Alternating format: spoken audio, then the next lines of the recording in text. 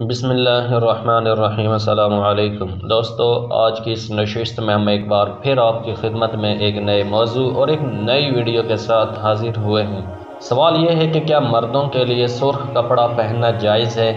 میں نے ایک واقعہ سنا ہے کہ پیارے رسول صلی اللہ علیہ وسلم کے پاس ایک صحابی سرخ لباس میں آئے تو آپ صلی اللہ علیہ وسلم نے جواب نہ دیا۔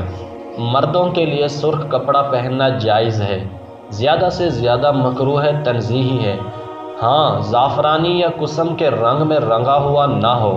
اور جس واقعے کی آپ بات کر رہے ہیں کہ ایک صحابی حضور صلی اللہ علیہ وسلم کے پاس سرخ لباس میں آئے تو آپ نے جواب نہ دیا، وہ واقعہ کچھ اس طرح سے ہے کہ ایک صحابی حضور صلی اللہ علیہ وسلم کے پاس سے گزرے اور سلام کیا، لیکن حضور صلی اللہ علیہ وسلم نے جواب نہیں دیا اور وہ سرخ رنگ کے جوڑے پہنے ہوئے تھے۔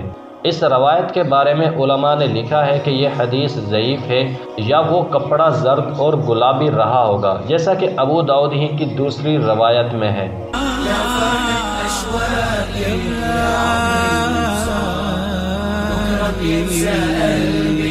كل أيام الصعب